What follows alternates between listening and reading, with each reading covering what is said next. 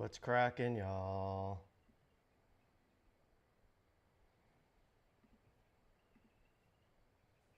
Let me know how audio sounds if anybody's in here yet.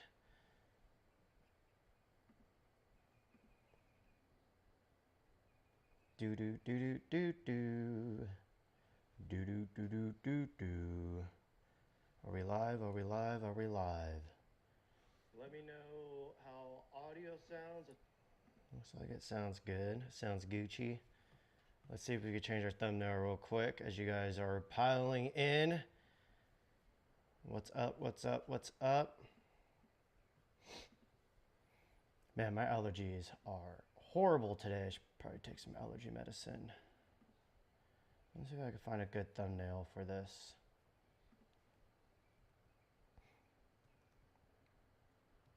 I think,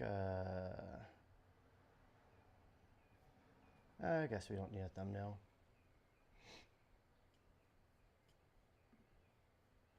What's going on, y'all? Chat's already busting. So, I'm probably going to go over this a few times because this is always a question, but I'm using the Black Magic Pixus with the Kato 40mm today. Went to go 2x anamorphic, and we're at T5.6 on it. Yeah, it looks pretty crispy. My highlights are a little bit blown up outside, but I guess that's fine. We can maybe close them a little bit. Should we do that or just keep it open? Later in the video, I'll show you guys my lighting setup because I am running 3 lights, including my own. My own light. This is my key light. That Cam Mackie Ji-Yoon collab. And then you guys can see the 2x flares right there. That is my lighting setup. Yeah, I'll show you guys more of the setup here in a little bit. Dude, I did see that new Leica and it's already sold out, and that bitch was like $10,000 or $11,000. Yeah. It's crazy. The Leica collectors, that's a real thing. There's people out there that just purely collect Leicas. And possibly not use them. I don't know. Sounds good. Sounds great. The Anamorphic Cowboy seems a little bit quiet. Sounds good. I can boost up the audio just a hair bit for y'all. Check, check, check. Check, check, check. Check, check, check. All right, that should be nice and loud and toasty for y'all.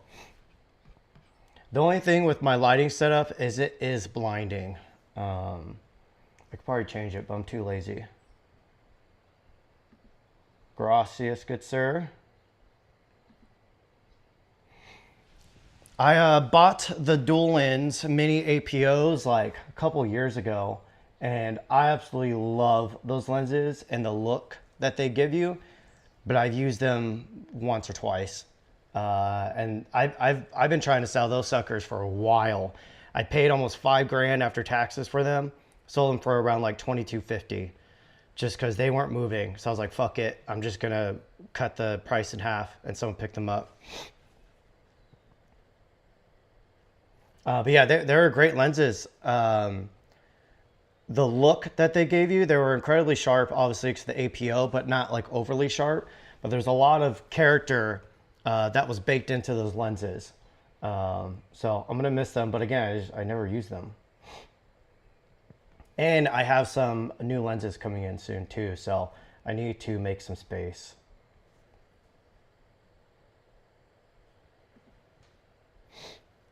Atlas, Mercury lenses, Red Komodo versus Canon R5C for events. In your opinion, what's the key difference?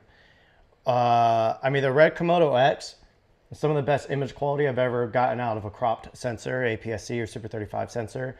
Hands down, I would go with the Komodo, especially if it's like a higher end job or if you have an actual client, you want to rock that Komodo. With those Atlases too. I did not like the R5C. At first I loved it, but in real use, that thing fell apart. That thing fell apart. Yeah, the battery life on it was shit. The whole operating system on it, like, I love that they put the cinema menus in there, but they didn't do a great job at it. No, lights are bright because there's a window. So obviously I got to turn all the lights up and try to get some, you know, otherwise I'm gonna have to blow out the windows, which is fine. But you know, I like having, I mean, they already are kind of blown out.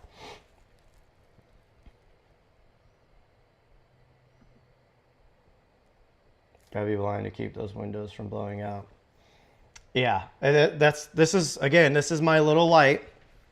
This is the light I collabed with June for, and it's a little tiny 100-watt light, and I have it powered through the DC cable, and that's what's competing with that window right there.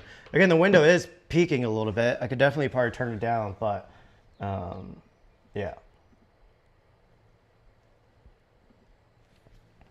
Yep. I learned the hard way too. I was on a job in, it was either in Costa Rica or Peru. I forgot where I was. But the photographer got sick. And so I was only supposed to do video, but I had to step in and, you know, obviously I started doing photography and I still do photography, and I had to do stills and video. And it was the one time that I didn't bring a B cam. I did not bring a backup camera. I was just like, oh, the R5C, I'm loving this thing. This thing's gonna be able to handle the job. I wasn't expecting that. So one, I fucked up because I didn't bring a second camera. But two, the R5C, it was lasting like 30 to 40 minutes. And I was going between videos and stills, going back and forth. And the battery, I was like, I'm gonna be in trouble here. Like, I hope during the lunch break we have power, because I'm gonna need to charge all my batteries as fast as possible. So yeah, the R5C is what finally made me be like, fuck Canon, I got to move on. And that's when I got into Sony. And then I found out how good Sony stuff was. But now Lumix is the company just like releasing bangers and doing everything that we ever wanted. So, yes, sir. Where's my flashlight at? I'll show you guys these anamorphic flares some more. Where did that thing go now? Let's see. All right, y'all, I don't know where my flashlight went, so. Oop, I'm gonna almost hit my face on that again. That flashlight has to be down here.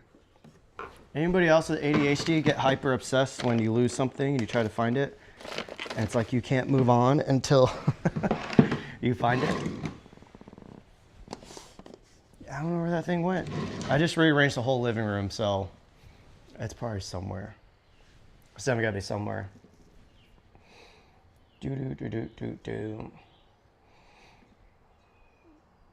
So, Ken, what are your thoughts on the Blazar Mantis? Does it change opinions on the rings?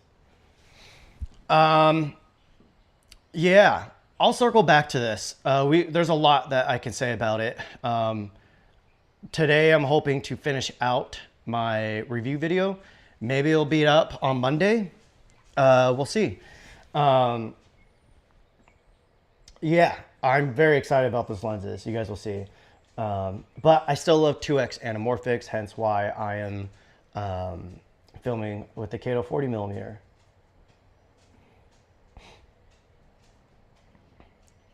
Any detail on the full Dizio Pavo video? Not right now. I've been using it a shit ton because they gave me the 65mm macro. And so I rarely use diopters now. Obviously if I'm in the field and I don't have the lens with me at home though, when I'm filming B-roll and stuff, I just use that Pavo and it's fucking amazing. So when I get time, because it's not paid, they did give me the lens in exchange for a review. And so it's hard to free up time for stuff like that, but I do owe them a video for it. I think I do. I'm going to do a video regardless. It's anamorphic. It's for the, thanks bud. Wish Small Rig made something similar for the 60. Don't wish Small Rig would do it, just buy mine. I'm kidding.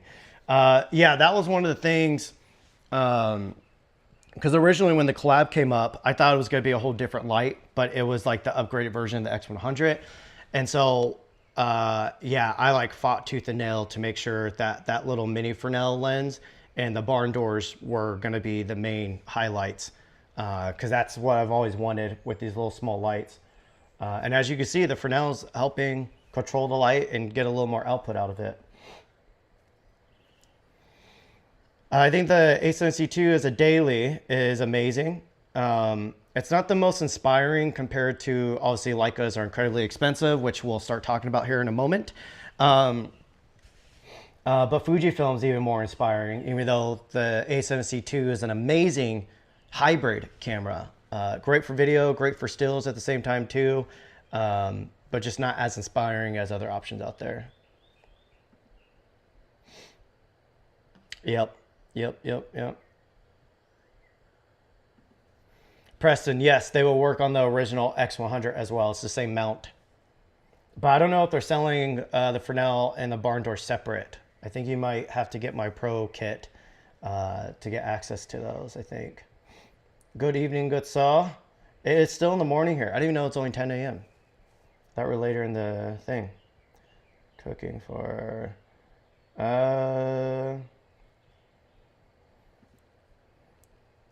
I would love to.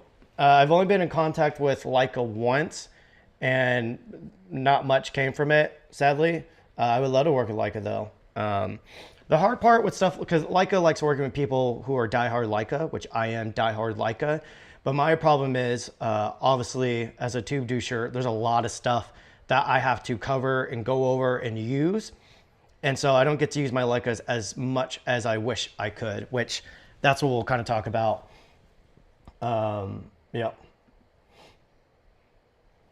Yeah, I think currently, I don't know if I'm allowed to say the price, but they'll be under $1,000 each. But yeah, we'll see what this whole tariff situation. I don't know what you mean by camera drama. R8 have been renting L lenses for projects. Should I jump ship now before upgrading?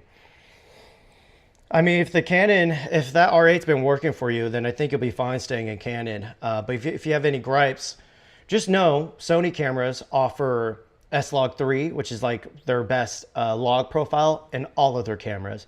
Even their more consumer, like $800 cameras still will have S-Log3. Same with Panasonic. All the cameras, no matter the price point, will have V-Log on them. Even same with like Fujifilm now. Fujifilm even gives you a little bit more bang for your buck. So personally, I think Canon's a bad investment.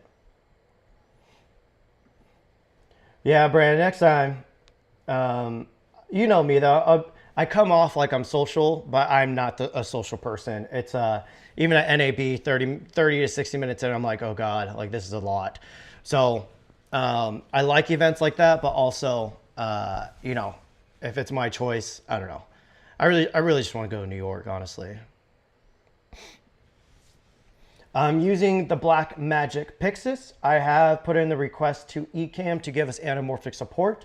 I think they're working on it. I hope they're working on it because that would be super cool. I just realized my key light here feels a little too warm compared to outside. How's that look? It looks a little more accurate, right? Then let me warm up the white balance on the Pixus now. Sorry, y'all. I'm very particular with even my live streams. Okay. I think last thing you need to change too is the light behind me. Here, let me show you guys my setup real quick. Let me unlock the tripod here. I'm using the Sackler. So you can see, this is the key light I'm using. I do need to, or sorry, not the key light, my hair light that I'm using, but it needs to go a little bit more above me because I'm leaning more forward than I expected. So let's just scoot that forward right there. Okay. I might need to angle it down a little bit too. While I'm over here, let me show you another light. I don't know if you guys can see the slash of light on the backdrop over there. Look that I'm doing a lighting tutorial on the live. So you guys can see that slash of light. That's actually that light. That's the Amaran 150C. It's a RGB light. And then you guys can see right here, that's my light. And it's literally just bouncing off of that foldable scrim there. So honestly, nothing super fancy. Kind of just a safe, basic setup. Sorry, let me lock all this down, then we'll get back into it. I believe that was there. All right. There we go. And then I have a focus unit on the Kato here. So that's minimum focus. So when we start talking about camera stuff, I'll be able to focus right there. So I'm just using the Tilta cage on the Blackmagic Pixus, and they have a little NATO to rod mount, and it's just the Tilta motors on there. A bunch of Tilta stuff today. 10 years ago, I wish we had budget Sin lenses. Rokinon, Mikey, Sam Yang. These are the still in your own. Wait. Oh, dude, the newer. So the Chinese lens manufacturers like a year or two ago had breakthroughs between glass quality and autofocus technology. And I was made aware about it like a year before these lenses started to come out. So once they started to come out, I was like, okay, that was real. But yeah, the image quality on them is incredible. It's kind of wild. I'm assuming maybe a factory in China opened up that was like, I guess, open source that everybody had access to. Oh, okay, Brandon. God damn it. I wasn't going to go to Bill, but I like that. I like the sound of that idea there. All right, I guess I'm going to build. I'm going to have to hit up my B&H rep. Mantis's video might be out on Monday, hopefully. The Atlas Mercuries are some of the most beautiful lenses I've ever used. I have a set. They're like a long-term loaner set, I believe, or they gave it to me. I have no idea. But I don't use them that much just because I'm terrified of using them because they're over $8,000 each. So the Mantis, though they look amazing, they still don't touch those Mercuries. The Remus got kind of close to the Mercuries, but the Mercuries still had better overall sharpness. The look overall, there's some like swirliness, and the edges are a tiny bit more controlled. But again, they're over $8,000. So that's what Blazar's like crushing, is they're getting kind of close to these higher end lenses. But you know, there's little things that if like Blazar could easily fix any distortion issues that people have. But again, it's going to cost way more to produce those lenses. And so that's just the name of the game. People don't understand that, you know, these are fucking companies. These are businesses. They're capable of doing whatever we want it to. But will they do that? It doesn't always make sense for business. Like, why make a lens cost $5,000, $6,000 when you know the market's not moving right now? Like, what's the point? Oh, cousin, brother, nephew. That's dope, bro. I'm assuming you are native. Where are you from, man? What tribe you from? Bro, everybody go check out this guy's work. Oh my God. Dude, last night I was just watching your color grading video, and I love that you're making the point. It actually inspired me to do a video. I'll share it to you privately. I don't want people to steal it.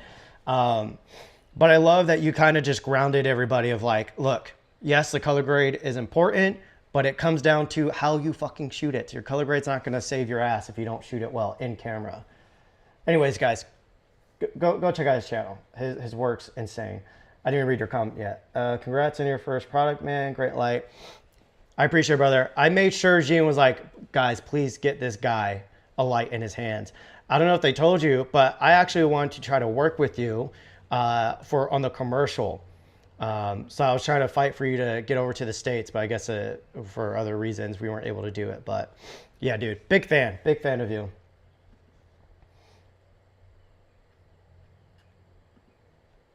The tariffs shouldn't affect us. What do you mean? Elaborate on what you're trying to say, because you might open up a can of worms with me. Yeah, I've been using it with the Blazar Beetle a lot, actually. Yeah, I'm never gonna get rid of that camera, especially mine with the brass dials and stuff.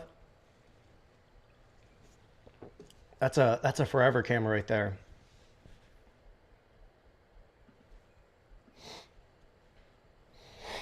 All right, Brandon, I'm in. All right, I'll go. Well, that's if I can go. I was supposed to go to, I probably shouldn't talk about too much, but kind of northeast to shoot some native mini doc stuff. But actually, I should probably jump on a call on Homeboy today and figure that out. Ever filmed that Chino Hill State Park wildfires? I have not. Maybe I'll try to get over there before all the annoying influencers start going to shoot. Mr. Camera Drunky is in the house. What's up, brother? I'm excited for tomorrow's live with the Uncensored boys. I wish they would change their name to Unsponsored, and they'd be kind of a cool play on words. Choose one focal length for Mercury's. What would you choose? Originally, the 42 millimeter has the most special look, in my opinion. But I'm a 50 millimeter guy when shooting on full frame, even on anamorphics, especially on anamorphics, I should say. But I haven't got to play with the Mercury 50 millimeter much. So, but yeah, that 42, 46 millimeter, whatever it is. I think it's 42. Hopefully, I have a shit ton of stuff that I filmed with it. I actually did another mini indigenous doc, and I put it on the Red Raptor X Z mount, and holy shit, the autofocus worked on it. It worked better than it did on the Nikon Z8 and Z6 III. So yeah, whenever that video comes out, you guys will see some footage from that as well. That's rad, bro. Shoot me a DM, brother. I'm assuming you're a creative. I'm always looking for some indigenous talent to collab with. So shoot me a DM. Probably never. Not that northeast. Okay, let's get into the topics. What did I title this video? Let's start with Leicas real quick. And yeah. One, Leica just had their 100-year anniversary, I believe. I'm super jealous that I didn't get to go. All the homies got to go. But while that was happening, I didn't even realize I filmed a Leica video. We'll see if it ever comes out. But yeah, my main dilemma right now, I mainly been shooting with my Leica MP. Oops, what did I just click on my focus motor?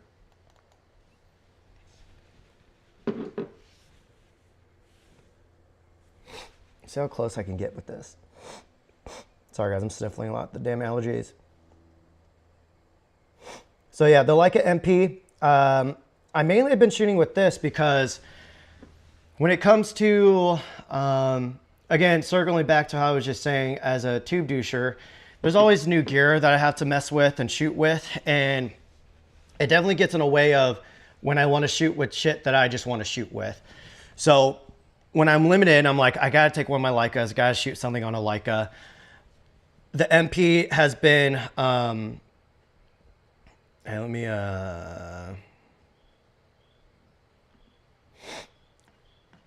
the MP has been my go-to just because it's like, well, if I'm going to shoot a Leica, I might as well shoot some film. So I've been using this a lot, and pretty much strictly just with this lens. This is the Leica 35mm version 4. If you guys have any Leica questions, put them down in the chat. If you're Leica curious, or if you don't get what the whole deal is behind Leica, put it down in the chat. There's some Leica shooters in here. Brandon's a hardcore Leica shooter, so he'll probably be able to jump in on the chat too. But yeah, absolutely love the Leica MP. And you guys know when I first got the M11, I was obsessed with this. I'm still obsessed with it. The issue is, again, it's like, hey, if I have the opportunity to only take one Leica, the film is usually what comes. And so this ends up being the third option. This is for when, you know, I have a week off, maybe I'm gonna go somewhere kind of cool, and I don't want to waste it on film, but I still want to capture it. Then that's where this guy comes in. This is the romantic experience. But then my true like pride and joy is this Leica Q3 43. You can see I got Analogous' brass bottom plate there with the grip. I'm hoping he's going to continue making these. I need to ask him for an update because I want a different color grip on here. But yeah, I'll have to follow up with him.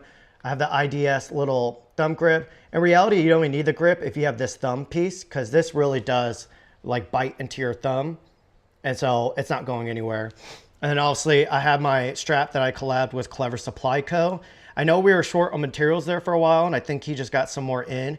So this might be on sale again, or it might be going on sale again. But this is the rough out Rambler strap. Smooth side's on the inside, rough side is on the outside.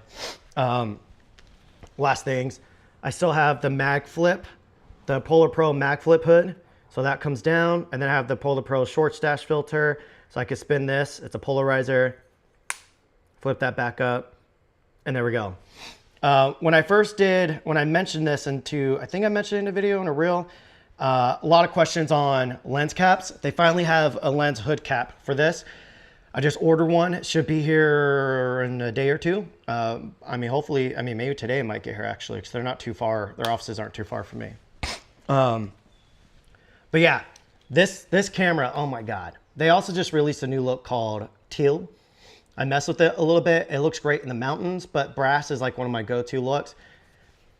This camera, you know, everybody talks about how perfect this lens is. Yes, it's perfect, but there's still a lot of character to it.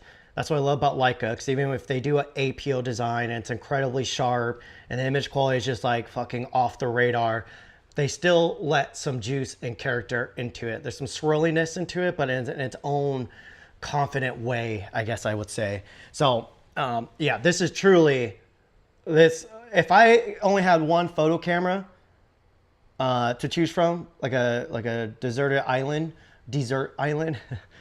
camera, it'd be this guy, Q3 43. But yeah, let's see if there's anything in the chat around some Leica stuff. Just a little live day today. We got 61 subs. Guess my topics today are enticing.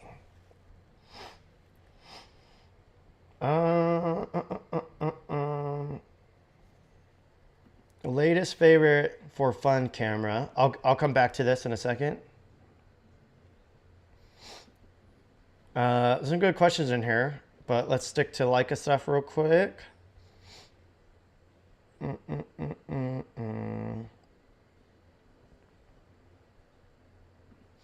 Here's one.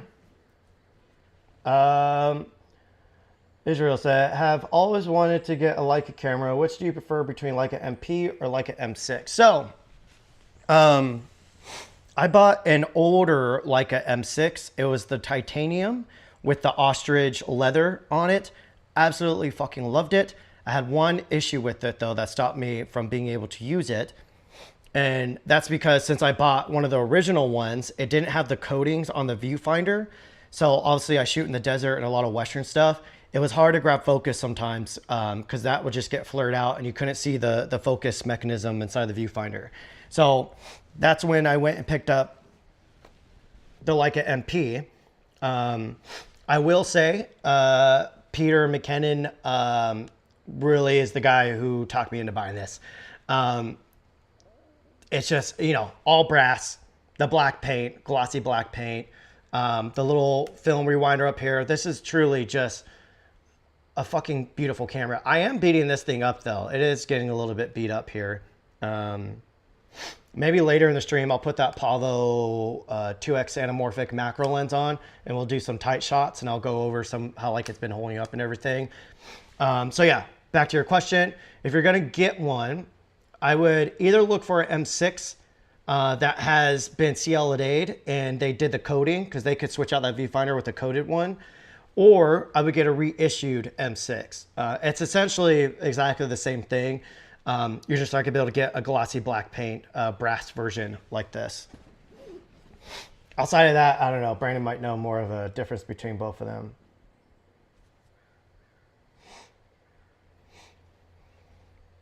Why the 43? Why the Q3 43 versus the 28? Just personal preference. Yes. I love a 28mm. This is the Typoc Samira 28. I absolutely love this lens. It's incredible. Very sharp, but not overly sharp. Has some juice, some character, but great contrast at the same time. I love 28mm, but it's too wide for me, especially for like an EDC type camera. I'm more of a, you know, I like trying to capture stories of people's faces, documenting humans, And then when I do still life, I still even like punching in a little bit more. So I'm not like a super wide type shooter. For fashion, I love wide angles, but for everything else, I'm like, eh. Obviously for X-Pan, it's great too. But outside of that, I just like a more 40 millimeter is my favorite focal length, hands down, for video and for stills. The Nikon 40 millimeter on the ZF is fucking amazing. My Canon QL17, it's another rangefinder camera, has a 40 millimeter f1.7 lens, fucking amazing. 40 millimeter is just like I don't know why, it feels so comfortable. It feels like a heated, weighted blanket on a chilly night with a bowl of soup and a grilled cheese sandwich with a hot cup of tea. That's what 40 millimeter feels like for me. So yeah, I prefer the 40 millimeter focal range more. Sorry guys, I'm sniffling so bad. Let's see. I appreciate it, Mr. Camera Junkie. We got 19 likes, 61 viewers. Imagine we got 60 likes with all these viewers. Okay, any more Leica questions before we move on?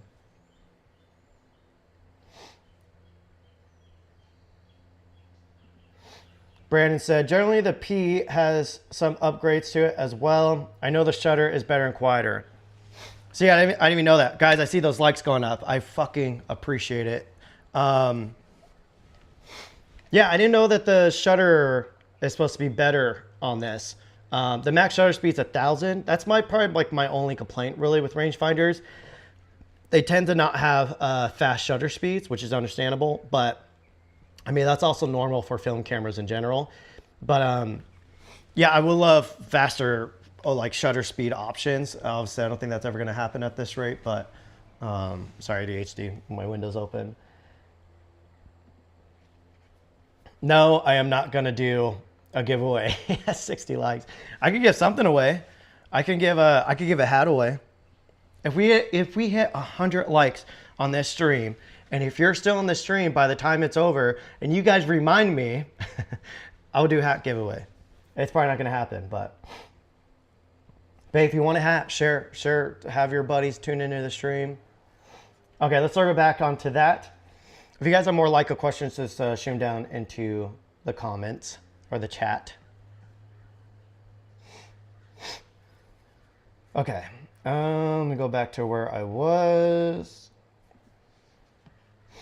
Latest favorite for fun camera, for fun. It's probably going to be the Leica MP, honestly. That, or the Q3 43, or my iPhone with the Freewell Anamorphics. I did a whole video on it. And yeah, I've been using that a lot, actually. And there's this new app. I started to DM them, and a homeboy did an amazing video on it called Perla, P-E-A-R-L-A. It gives you open gate video recording on the iPhone. It's huge. So the app it's still in beta. You could download it and try it. I guess there's a lot of updates to come soon. Yeah. Outside of that, I mean, the Nikon ZF with the Beetle on it lately, that's been really fun. I guess that's it, really.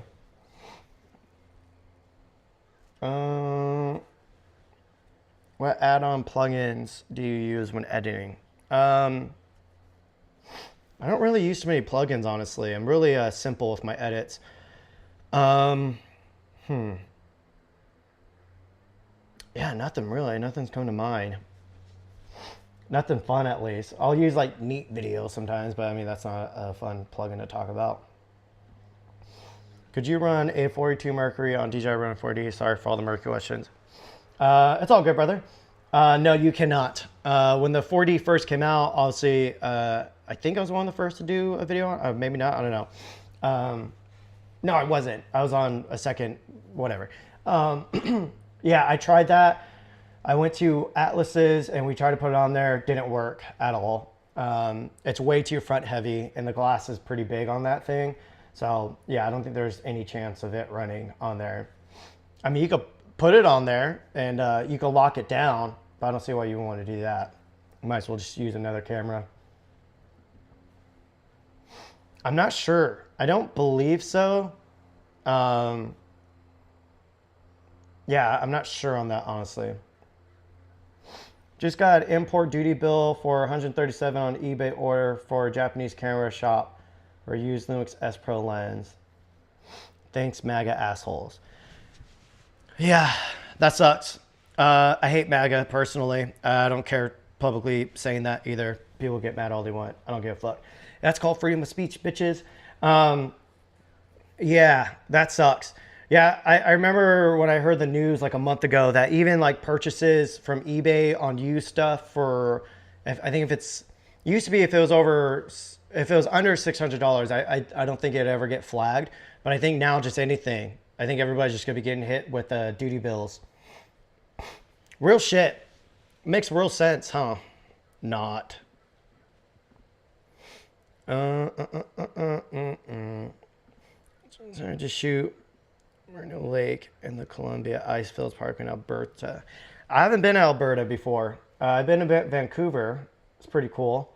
There's some bad sides to the towns, just like any town, but there's also some like gorgeous sides too. And the ocean view from there too is wild. Hit that like button, people. Again, remind me at the end, if we get 100 likes, I will give away one of my hats. You'll be one of the first. I'm 17. I had a S5 2X and traded it for a Leica M4P. Right on. That's a good trade, I would say. Is the M4P?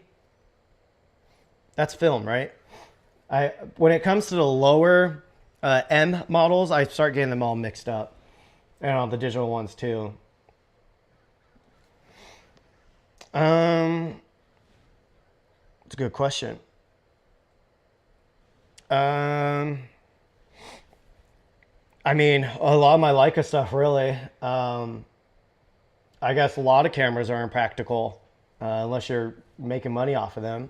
My Leicas, I'm not making any money off of them, but they make me so passionate about doing photography.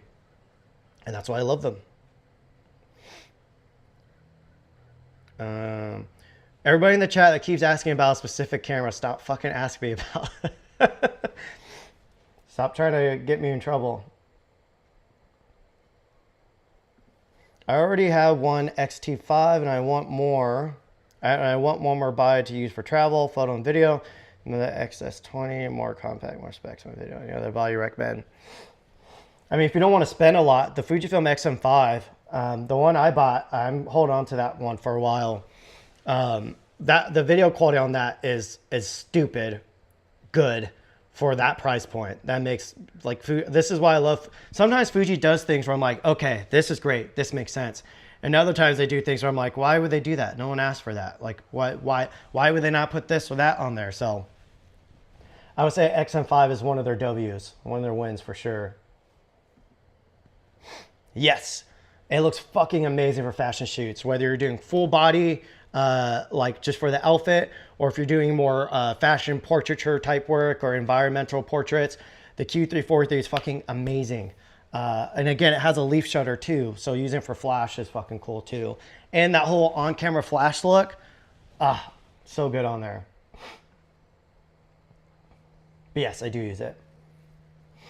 And D adapter that goes from EF to E.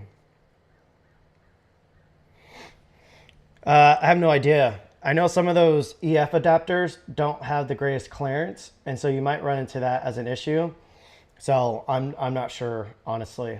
I also saw that Metabones electronic ND causes really bad, like flaring, like this type of flare that looks like a wide halation type effect. So wherever your light source, there's this ugly like blooming look to it. So yeah, originally I was like, oh, that looks really cool. But yeah, I'm not touching that if it's going to do that, especially with anamorphics, because if you introduce more flaring issues, it can ruin, it can become distracting.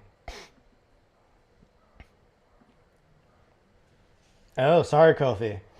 Kofi, if you want, after I wrap through my stuff here, if I haven't been on for too long, if you want to jump in on this live, and we could go through the 4D with the Rebus, or the Mantis, even if you still have them. Can help you out with that.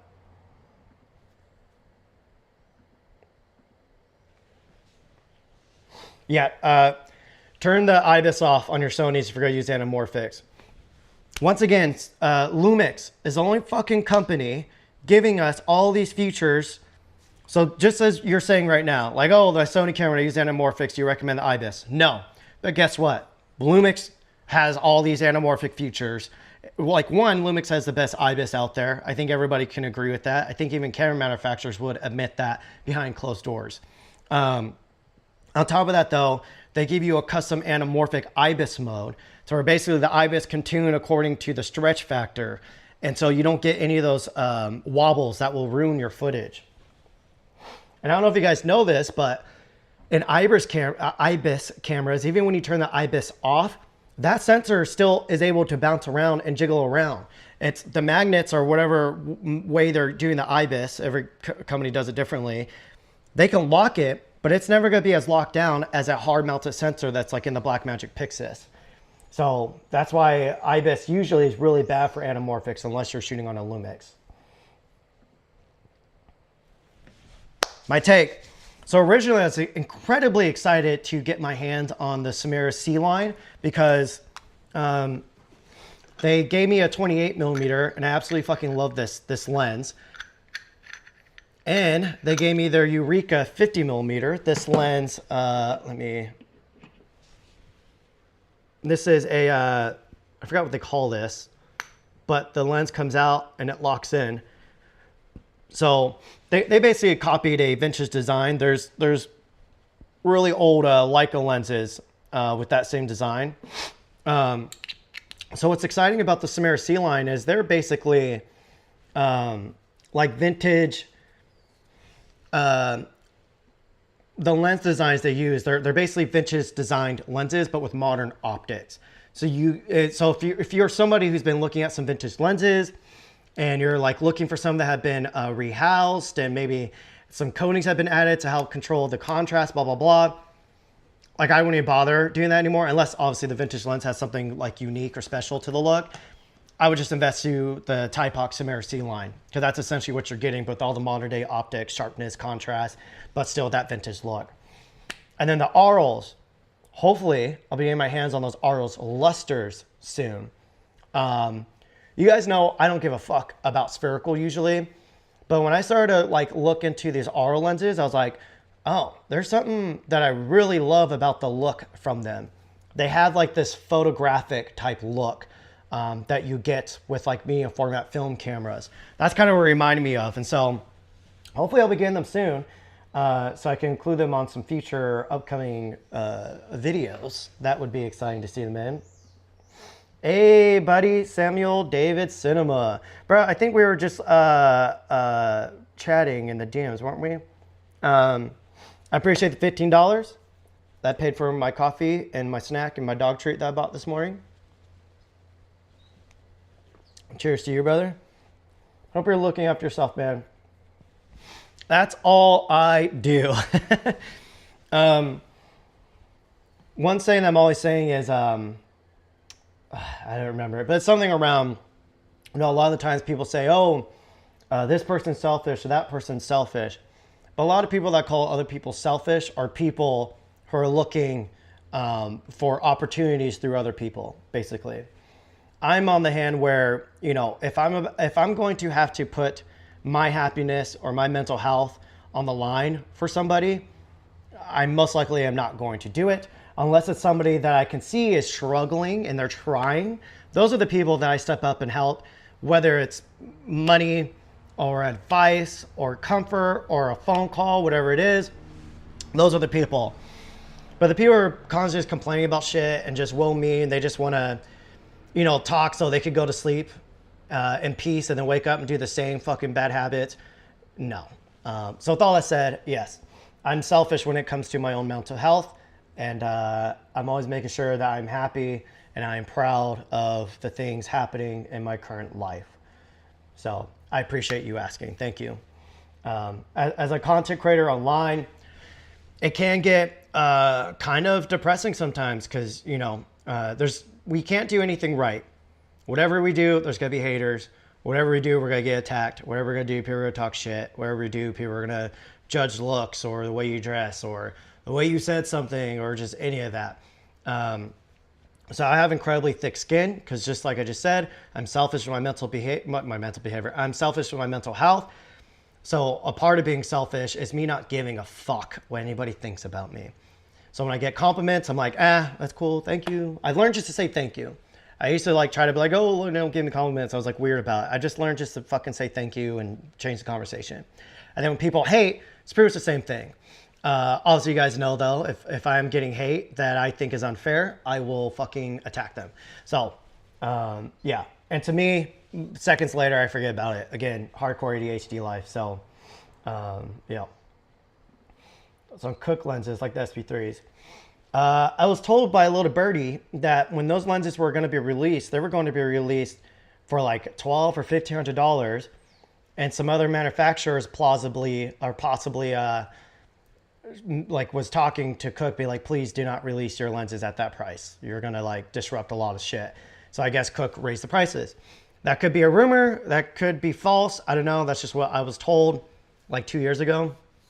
And yeah, I don't really care for them. I mean, I think they look cool, but they just look like every other clean clinical lens with the, you know, maybe some slight Cooke coatings, but honestly, they just look like all the other Chinese lenses coming out. So they seem great, but I don't know. I'm not really sold on them personally.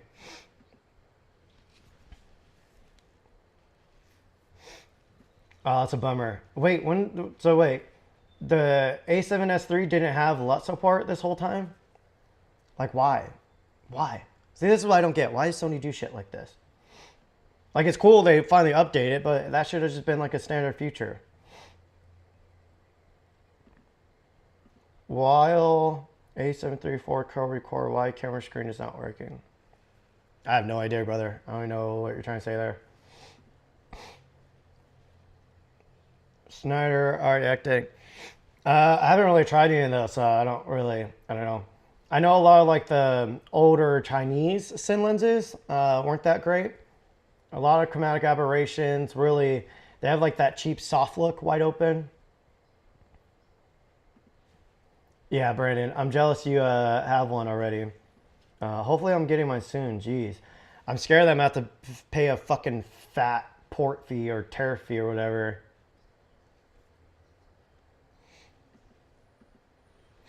I have not, but I know it's just my ADHD, but I have been contemplating getting into 3D printing. I really want to try it. I really don't have time to be doing that though. I fucking bought a nice ass giant Canon printer like a year ago. That bitch is still in the box.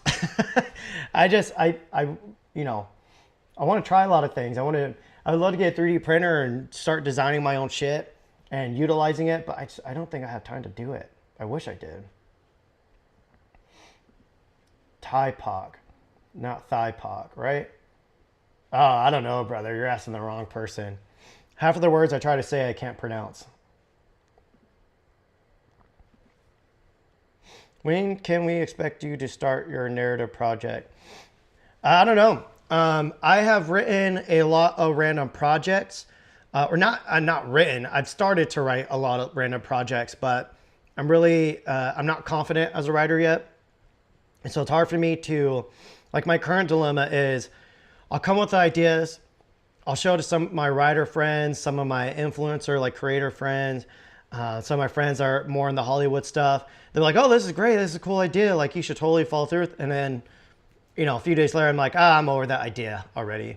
So I'm waiting until I have an idea that I'm really, really, really proud and excited about for me to move forward with something like that. For now, I'm just going to keep doing like little mini narrative pieces. I've done a bunch on my YouTube channel and they fucking do horrible. They never do well on my channel. I mean, that's not going to stop me from doing them. That just means I got to double down and do more. But yeah, it's time consuming. So I'm still, you know, I'm trying to figure shit out here with scheduling because it's really hard to keep up with editing and shooting, sponsor videos, blah, blah, blah. But yeah, I would love to make a feature film. I don't know if you guys can tell. You probably can't. I'm secretly really pretentious.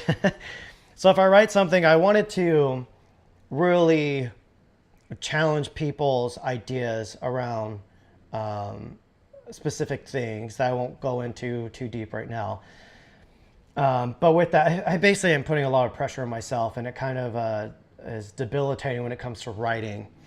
So one thing I definitely need to do is make more writing friends and just get around them more and hang out with them more and see how their brain works and pick up some of their good habits and, you know, start working on my own bad habits.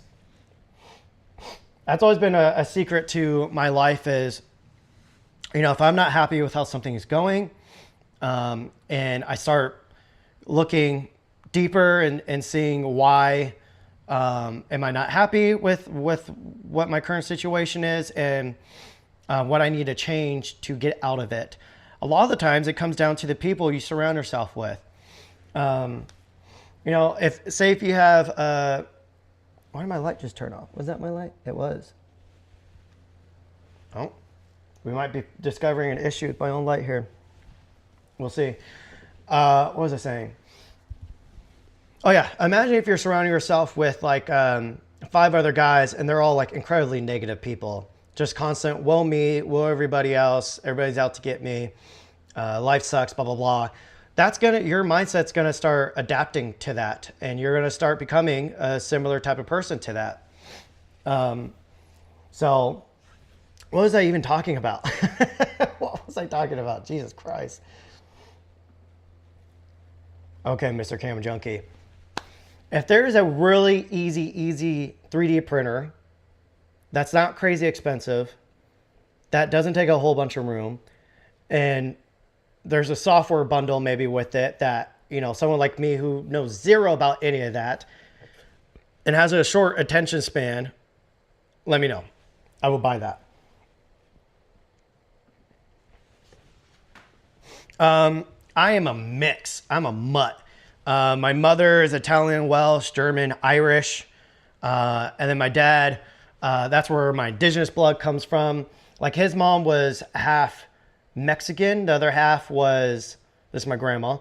The other half was Spanish, French, and Native. And then his dad was Native American and a little bit black, I believe, too. I never got to meet him. He passed before I was born. But yes, I'm a mutt. I'm a huge mutt. A lot of people in the Dish community don't like when I say I'm a mutt, so I need to stop saying that. But yeah. I need a small portable light for impromptu stuff for work. I suggest looking. My impact stands are just too big for all purposes. Yeah, I have a bunch of little, hang on, let me grab one for you.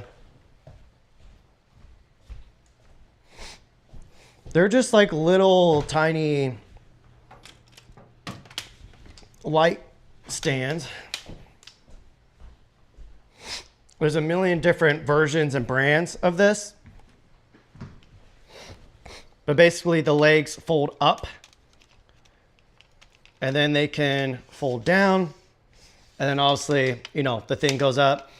This one, you can see I have my DJI iPad SDR mount. So anytime I'm using my iPad to monitor, this is my getup for that. So there's a lot of options for that. All right, brother. Love and appreciate you, brother. And yeah, I'll circle back with you. I'm going to contact my B&H rep about going now. There you go. Yeah, dude, my whole life, I've been kind of teased and made fun of just for, you know, I've always had my own sense of style and lifestyle. And, you know, homies growing up would always tease me for wearing certain things and doing certain things. But then, you know, 6 to 12 months later, they're doing the same shit, trying to wear the same shit. So I've just learned, you know, people are going to say things. A lot of the times when people say things, though, it's literally them just projecting. You know, if you have an insecurity, you tend to look at that same insecurity in other people. And maybe you don't even know you have the insecurity, but you're calling everybody else out on their insecurities to kind of mask yours. So Yeah, I'm very passionate. You know, there's a lot of things that I don't put online about like being heavily into physics, and I have all these physics books over there that I've read front to back multiple times in my 20s and everything. And yeah, I just don't ever talk about it because people are like, oh, this one of these guys. So I just learned to keep to myself. But yeah, pretentious from the outside, passionate on the inside. One binder print made. Oh, that's cool. Damn, Kofi. Maybe. We'll see. It doesn't look like there's anything up there to shoot, though, honestly. I don't know if I want to go up there. And honestly, like a few days in New York is probably going to be overwhelming for me as it is. Listening to Audible to any Save the Cat books. Maybe start with Save the Cat. Are those children books or are those, what's the story with that? That does not sound like a book I would usually read. I do have Audible though. I fucking love Audible. Yeah, brother. I wish I had a link, but again, there's like a million of them on Amazon. There's cheap ones, expensive ones. So yeah, just go look up like compact travel light stand maybe. With the $600 price drop, the DZL film best bids down to $800. What are your thoughts on the value? Those lenses seem cool, but I never really got them because they just, I feel like they don't have a unique look. Maybe I'm wrong, I don't know, but they never really screamed to me personally of like, oh, that looks beautiful. So yeah, I mean, if you're, the whole point of cinema lenses is you get the set because there's a consistency throughout the line. So no matter what focal length you put on, you know, you'll be able to, sorry, my focus thing's dying. You'll be able to keep a consistent look. So you're not removing people from, sorry guys, my allergies, Jesus. You're not removing people from the film when all of a sudden it's like, oh, why does that shot look so different? Unless that's part of the storytelling. So yeah, it seems like a good buy. But I would also look into used units too. Ooh, okay. Let me Save the Cat goes to movies. Let me open up my Audible app and purchase that one before I forget. So it's called Save the Cat. Oh, there's a bunch. Huh. So there's Save the Cat. I have so many credits. I'll buy that one. Oh, there's a whole series. Can I just buy the whole series? How many credits do I have? Sorry, guys. I have 11 credits. So I'll do that. Okay. Young adult novel. Huh, interesting. How to write a short story. Okay. All right. I appreciate that recommendation, brother. Yeah. Next moment I get to listen to an audiobook, I will start with that one first.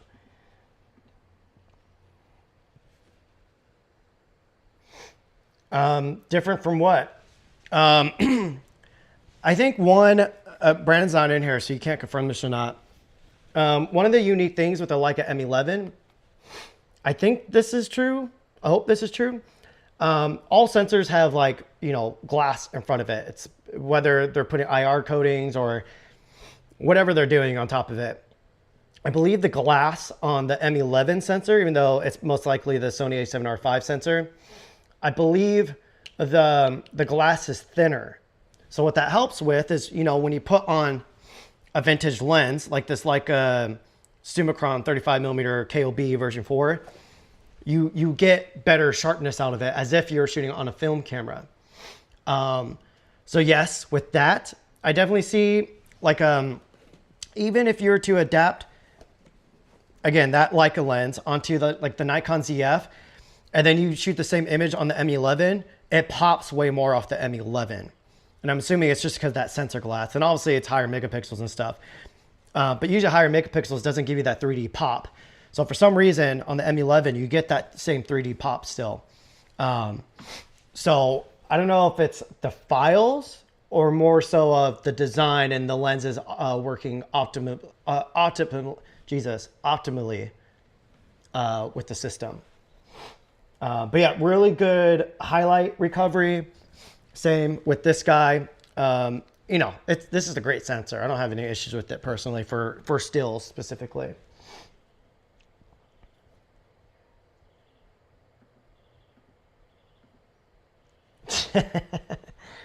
Hopefully not. Yeah, I mean, if TSA was aware of all the shilling I do at Chinese companies.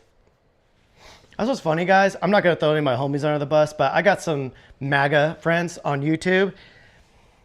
And, you know, before the elections, I was like, hey, guys, you are aware all these tariffs he's talking about could kill your job. Because if these tariffs stay for the next 4 years, camera companies aren't going to be doing anything innovative. And they're not going to be shipping crazy units to the States. So it's going to kill marketing budgets. So I warned them. Everybody just thought I was being a libtard and blah, blah, blah. Reality is I hate both sides. I hate all politicians personally. I think they're all sold out on both sides again. SL cameras have a special smaller sensor stacked to allow for better lens compatibility. Petapix tested is a close second. Oh, interesting. Smaller sensor stack. What does that mean exactly? Sensor stack, huh? Definitely this lens. I know I keep talking about it. I don't think I have film in here. Let me see. Yeah, no, I don't. Okay. So this little guy, this is wrong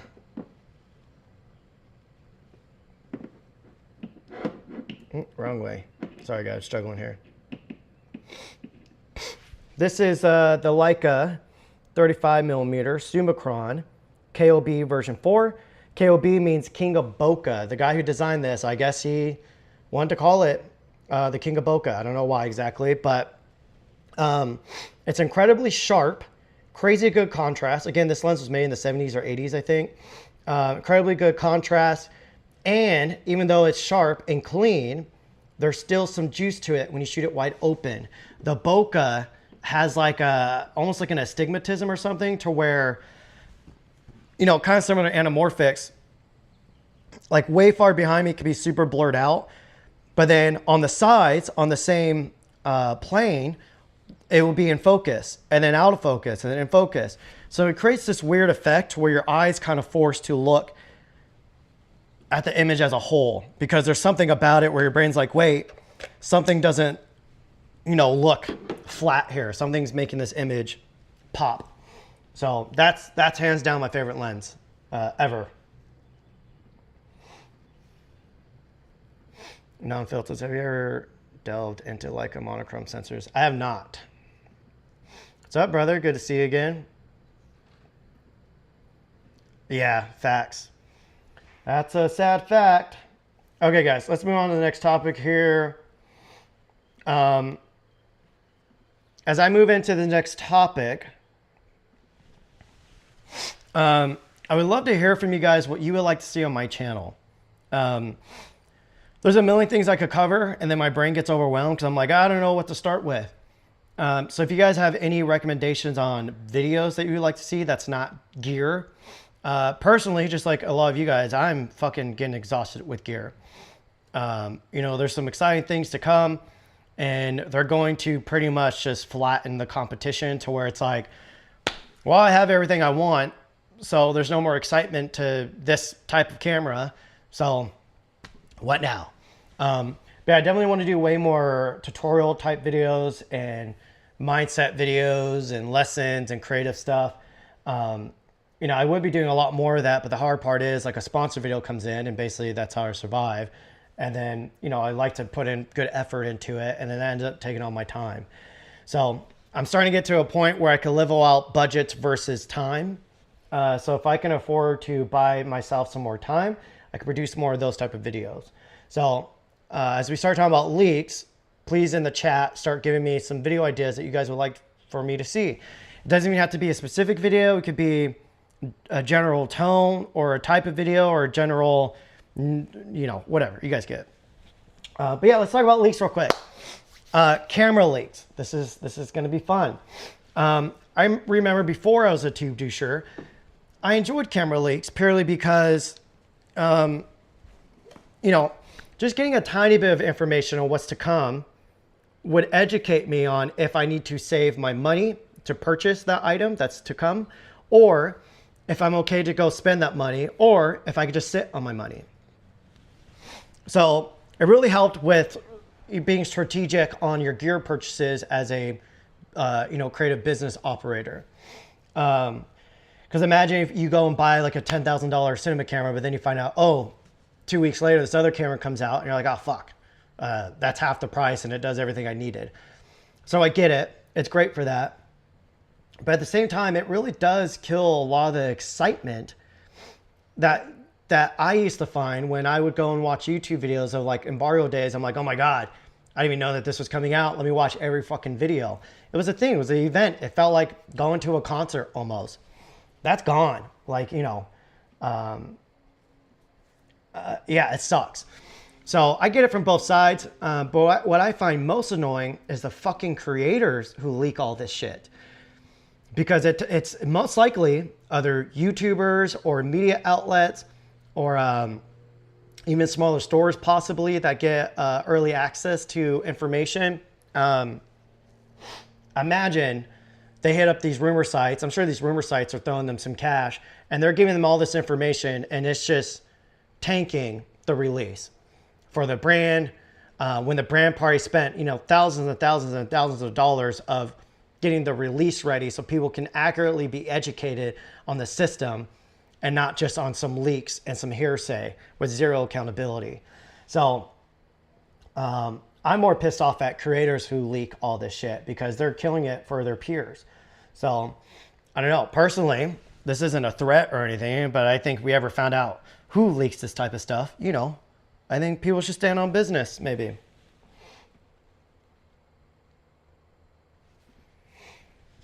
Yeah, how do you guys feel about leaks? I don't know. Again, I feel like it's a very, I don't know. I wouldn't mind if they leaked it saying, oh, this camera might come out or this camera is on the horizon, but not fucking leak all the fucking details. Because again, when you're just getting the details on paper, you're getting one little thing about the camera. You're not seeing how it actually is in on actual sets in real life, what the image quality actually looks like. So you read a rumor site, you watch 1 or 2 videos, and then all of a sudden you're like, you think you know the camera. In reality, what's been happening though, is 6 to 12 months after a camera comes out, all of a sudden people get obsessed with it. And they're like, oh, I didn't know it did this. I didn't know it did that. Yeah, because the fucking rumor sites are ruining it for everybody. But yeah, looks like I've been on for an hour and 8 minutes. Not getting, the chat's not super lively today. So we might just wrap it up early. This was fun. Let's see what else. Was there anything else? Yeah. Well, let's give it 5 more minutes on here, and then I think I'll pop off. Speaking of leaks, what do you think of the S1H? I've never tried it. Never tried it. Same, bud. I used to check them here and there, but now I'm kind of just like, well, obviously, you know, sometimes I know stuff that nobody else knows. Sometimes I know stuff that I shouldn't know. By sometimes I mean a lot. Like to know enough to push a potential buying decision or not. Leaking everything ruins the fun of revealing specs aren't everything as well. Exactly. Yeah, like just a little tidbit of like, hey, this camera might come out in a month. It might have this one big feature. Like, I think that would be fine. Like, cool. Now we know to keep our eyes peeled and maybe to hold our dollars for a little bit. Yeah, the way they leak them, there's no passion behind it. There's no actual input or experience behind it. It's just fucking, it's like leaking the manuals. Exactly. Never tells a story.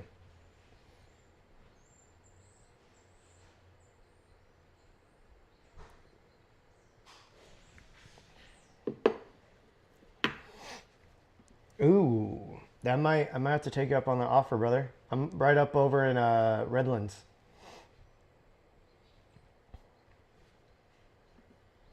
It'd be great to see a video on film photography, lighting sets, camera position, edit. Jordan, I'm not even gonna try to say your name, bud. Sorry. I was gonna attempt. I was like, no. Yeah, film photography videos. Actually, I even filmed a fucking full-on film photography video in Norway. I haven't even edited that thing. Jesus, guys, I probably have like a good 20 to 30 videos that I filmed over the past 2 years that have never seen the light of day, just because I don't have time to edit everything. Okay, that reminds me, I gotta do that. Lighting sets, okay, I'll take that. Camera positioning, edit. What do you mean by camera position? Like what? How would you like me to combine all of that? Like what's a juicy YouTube title that would entice you? Like off the top of my dome, I'm thinking something around the biggest mistake on why your compositions don't look cinematic. That's a long fucking title, but something around that. I think that could be a good video. More coming in, actual verify rumor. Yeah, Adam. I think what's going to be needed is I think we should start flooding these rumor sites with fake rumors. Let's just flood them with bad information. Let's, you know, if they're going to go around the system and not be incredibly fair, and, you know, everybody's got to feed their family and shit, but, yeah, I say that, everybody's got to feed their family, but I don't believe in feeding your family and cutting out everybody else. So you guys are seeing, I don't know if my light's overheating or what, but it keeps going on and off. I don't know what's going on with it. I do have sample units. I've had these units for a month or two now, so I need them to send me the final versions of them. Terry, I'm forwarding your call. Terry's got forwarded, y'all. Y'all saw it. I think the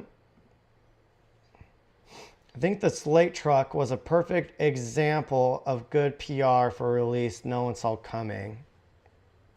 All the companies are trying to get a little edge on hype from other companies ahead of NAB and whatnot.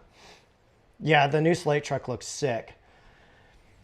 Yeah, and you can see the excitement. It's like, oh, something new that nobody knew about.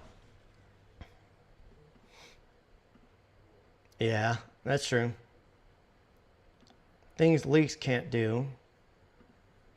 Let me see what these guys are texting me. Oh, looks like Terry went live. Sorry, Terry. Wait, Terry, are you live right now? Hang on. I didn't put much thought into this live, guys. I just sent it. Oh, he is live. Oh, what a loser.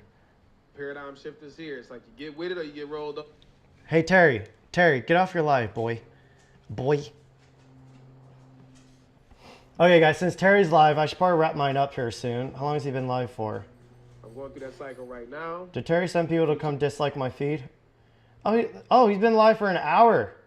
What the hell? Damn. I had my notification set for Terry's channel. It did not tell me he was live. My bad, Terry. I'm sorry. Wait, we went live around the same time. The fuck? Oops. Just tell me how fun XY is in the real world. How does it look with cam horses? Yeah, and that's the sad part. Is like people are formulating opinions about a release without actually, you know, giving it a chance. And then maybe, you know, they think they know everything about the character, so they just don't look at any of the videos. 3 things. Trump economics sucks.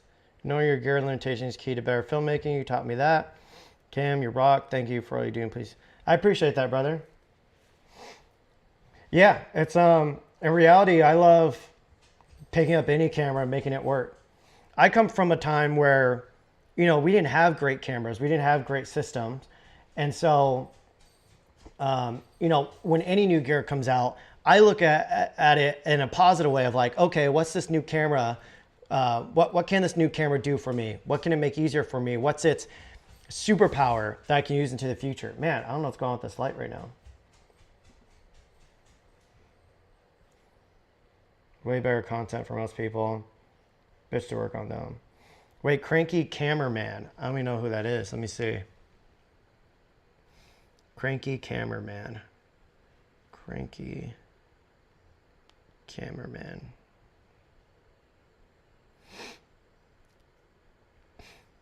I'll have to check it out. But yeah, it looks like BTS stuff from Jobs. Yeah, I enjoy stuff like that. But personally, again, I was working professionally for over a decade. So I get kind of bored with Jobs. So, yeah, I don't know. Everybody likes different things, though. How do you come up with YouTube video ideas? Like, I get having sponsored stuff to make and borrow stuff, edit, help. Sometimes I'm sitting here and I'm like, what can I make? Yeah, bro, I'm in the same boat, dude. There's a lot of times where I get more overwhelmed because it's like I have a million things I can do. And then I just kind of, you know, that sucks a lot of energy up. I use GPT a lot, though. All right, let's FaceTime Terry. FaceTime Terry Warfield.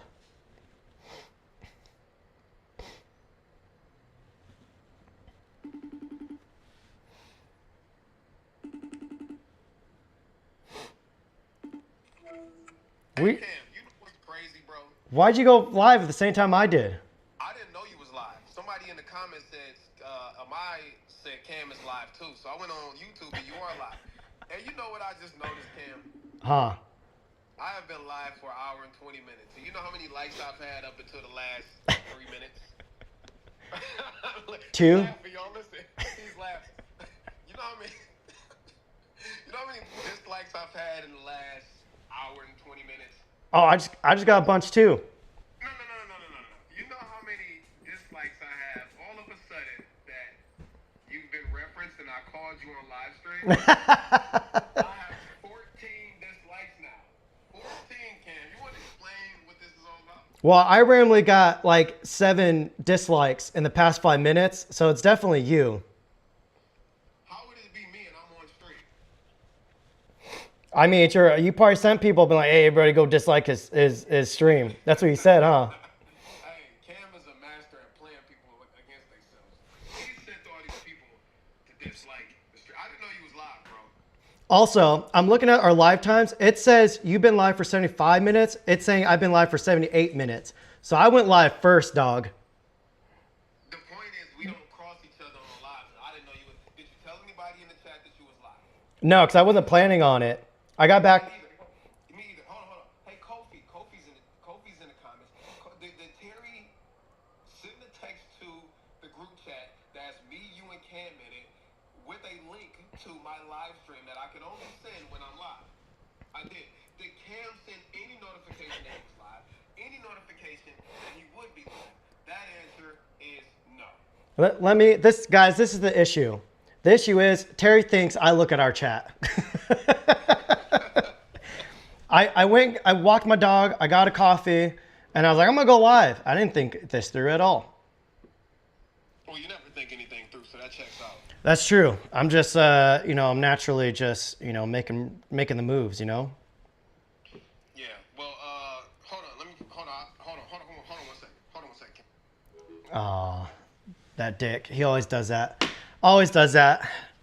Guys, I will say, Terry is the buffest child you will ever meet.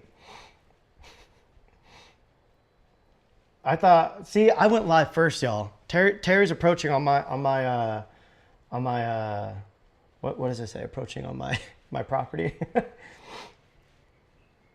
Okay, we're gonna wrap this up here soon. Look, more dislikes. I'm going to go watch Terry's live back. Guys, when I dip off of this live, go to Terry's live. No, I'm just kidding. Don't do that.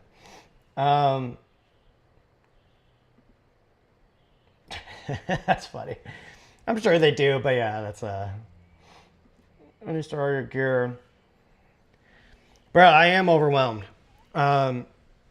It's funny because like I'll post shit for sale and I'll get people saying, oh, YouTube not working out. I'm like, no, I'm doing just fine. It's just I am overwhelmed with living in excess.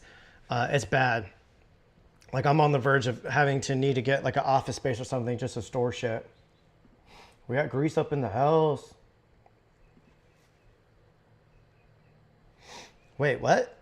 Cam Mackey means flirting at Cypress Creek? Wait, what? My name does? I'm confused.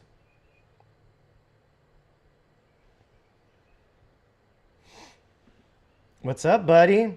Guys, Thomas is the homeboy. He has some great videos on color.